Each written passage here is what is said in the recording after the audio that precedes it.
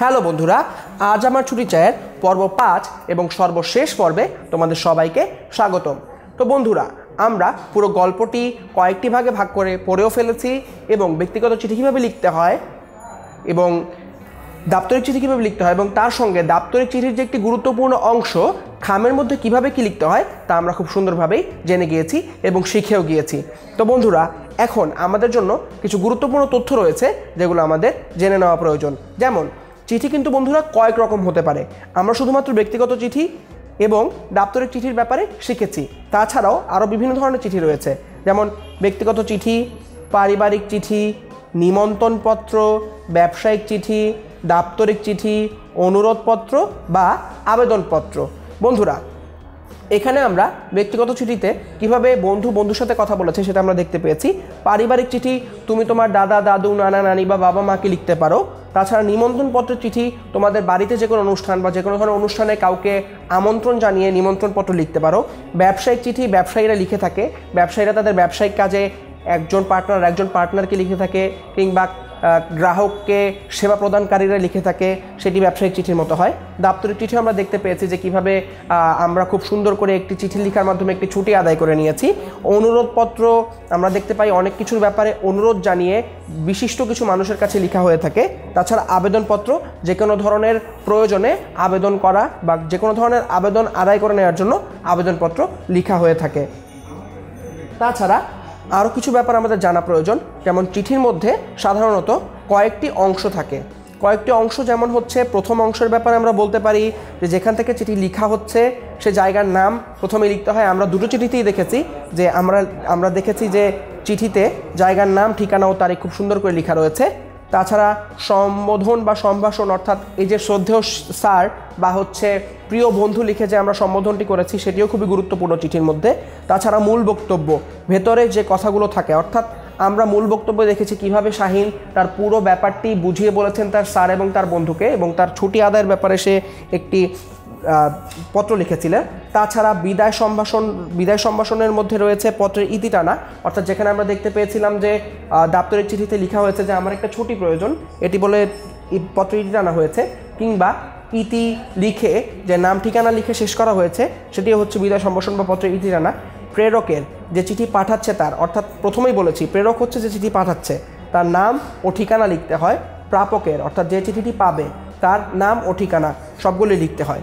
তাছাড়াও বন্ধুরা, আরেকটি গুরুত্বপূর্ণ বিষয় হচ্ছে চিঠি চলিত ভাষাতেই লেখা উচিত, অর্থাৎ চলিত ভাষাতে লিখলেই চিঠি দেখতে বেশ সুন্দর হয়ে থাকে। তো বন্ধুরা, এই মুহূর্তে আমাদের কিছু কাজ রয়েছে, যেমন আমরা পুরো গল্পটি শেষ করেছি এবং কিভাবে ব্যক্তিগত চিঠি লিখতে হয় এবং কীভাবে দাপ্তরিক চিঠি লিখতে হয় সেগুলো আমরা খুব ভালোভাবে জেনে গিয়েছি। এখন তোমাদের জন্য কিছু প্রশ্ন রয়েছে, যে প্রশ্নের উত্তরগুলো তোমরা বলার এবং লেখার চেষ্টা করবে। তারপরেও যদি তোমাদের এই প্রশ্নগুলোতে কোনো জায়গায় কোনো সমস্যা হয় অবশ্যই আমাদের সাথে যোগাযোগ করো। যেমন প্রশ্নগুলো হচ্ছে, শাহিন কেন চিঠি লিখেছিল, শাহিন কাকে কাকে চিঠি লিখেছিল, বন্ধু শেখরকে কেন শাহিন চিঠি লিখেছিল, চিঠি লেখার ফলে শাহিনের কি কি লাভ হয়েছিল, এবং চিঠিতে সাধারণত কয়টি অংশ থাকে, যেটি আমরা পুরো ভিডিওতেই শিখেছি। বন্ধুরা, এরপরে তোমাদের জন্য কিছু শূন্যস্থান রয়েছে যেগুলো তোমরা শেষ করবে। কিছুক্ষণ আগে আমরা পড়েছি প্রথম অংশ, দ্বিতীয় অংশ, তৃতীয় অংশ কেমন হয়ে থাকে, সেগুলো তোমরা এখানে শূন্যস্থান পূরণের মাধ্যমে জেনে নিতে পারো। এরপরে বন্ধুরা, পত্র লিখি। তোমাদের জন্য কিছু পত্র লিখতে হবে, যেমন প্রথম পত্রটি তুমি লিখতে পারো তোমার দাদুর কাছে, একটি ব্যক্তিগত চিঠিপত্র তুমি লিখতেই পারো তোমার দাদুর কাছে। এরপরে পাশের স্কুলের সাথে অনুষ্ঠিত ফুটবল খেলা দেখার জন্য চতুর্থ শ্রেণীর পক্ষ থেকে ছুটি চেয়ে প্রধান শিক্ষকের নিকট একটি আবেদনপত্র লিখতে পারো, অর্থাৎ প্রধান শিক্ষকের কাছে তুমি যে আবেদনপত্র লিখতে পারো সেটির মাধ্যমে তুমি ছুটি চাইতে পারো তোমার পাশের স্কুলে অনুষ্ঠিত ফুটবল খেলা দেখার জন্য। এই দুটো পত্র লিখে তোমরা খুব সুন্দরভাবে ব্যক্তিগত চিঠি এবং আবেদনপত্র কেমন হয়ে থাকে সেটি জানতে পারো, যেমনটা কিনা আমরা দেখতে পেয়েছিলাম এই গল্পের ক্ষেত্রে। প্রথমে আমরা দেখতে পেয়েছি ব্যক্তিগত চিঠিতে সে কীভাবে সুন্দর করে পুরো ব্যাপারটি তার বন্ধুকে জানায়, এবং আবেদনপত্রের মাধ্যমে প্রধান শিক্ষকের কাছে আবেদন করা হয়েছে তার ছুটির জন্য, এবং কীভাবে সে ছুটিটিও আদায় করে নেয়। অর্থাৎ তুমিও ঠিক একইভাবে তোমার দাদুর কাছে একটি ব্যক্তিগত চিঠি লিখতে পারো এবং তোমার প্রধান শিক্ষকের কাছে পাশের স্কুলে অনুষ্ঠিত ফুটবল খেলা দেখার জন্য চতুর্থ শ্রেণীর পক্ষ থেকে ছুটি চেয়ে একটি আবেদনপত্র লিখতে পারো, যেটি আমরা এই গল্পে দেখতে পেয়েছি। সর্বশেষে দেখে নাও কিছু চলিত ভাষা বা চলিত ক্রিয়াপদ। লিখলো, দেবে, করছে, দেখবে, আসবো, পারছি, লিখব, করলেন, জানতে।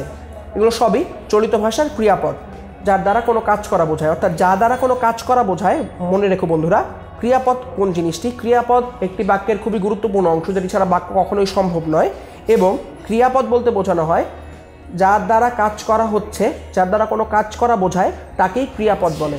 এবং এর ক্ষেত্রে লিখলো, দেবে, করছে, দেখবে, আসবো, পারছি, লিখব, করলেন ইত্যাদি, এগুলো সবই হচ্ছে চলিত ভাষা ক্রিয়াপদের মধ্যে পড়ে। তো বন্ধুরা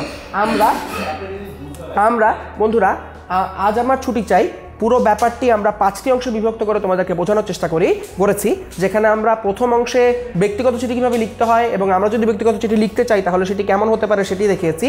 এবং দ্বিতীয়টিতে আবেদনপত্র কীভাবে লিখতে হয় এবং আবেদনপত্র তোমরা যদি লিখতে চাও তাহলে কীভাবে লিখতে পারো সেটিও আমরা দেখেছি, বা দাপ্তরিক চিঠি কীভাবে লিখতে হয় সেটিও আমরা খুব ভালোভাবে দেখেছি। তো বন্ধুরা পুরো ব্যাপারটি 5টি অংশে বিভক্ত করে তোমাদের বোঝানোর চেষ্টা করা হয়েছে। এরপরেও যদি আজ আমার ছুটি চাই এই সম্পর্কে তোমার কোনো ধরনের কোনো সমস্যা থাকে আমাদের সাথে যোগাযোগ করতে ভুলো না কিন্তু।